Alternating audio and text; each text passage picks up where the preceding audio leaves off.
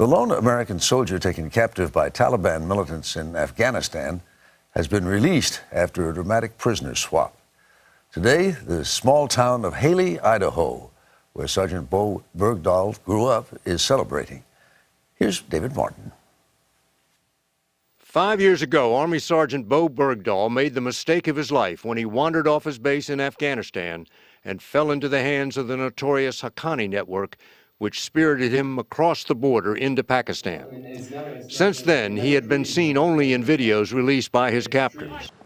Until Saturday, when a band of Taliban fighters handed him over to American Special Operations Forces in a tense exchange along the Pakistani border.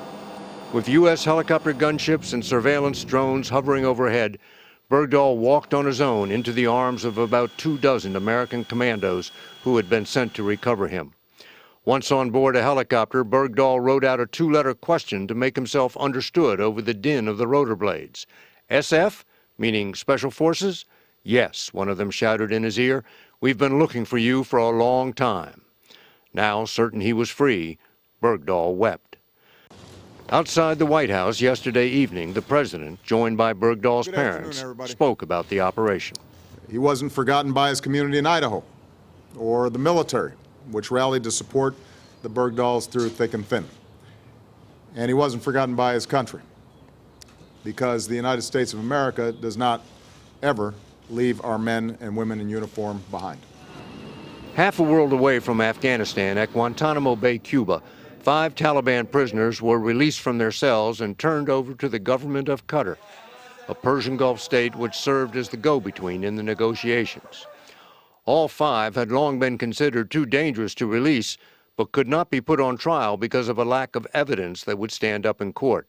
Under the terms of the swap, they must remain in Qatar for at least a year. The 5-for-1 deal had been on the table for years, but negotiations suddenly picked up steam last week in the days after President Obama announced his plans for withdrawing all American troops from Afghanistan. For Sunday Morning, I'm David Martin at the Pentagon. Republican congressional leaders say they believe the prisoner exchange was illegal. They say the president is required to notify Congress 30 days before any transfer of Taliban detainees from Guantanamo.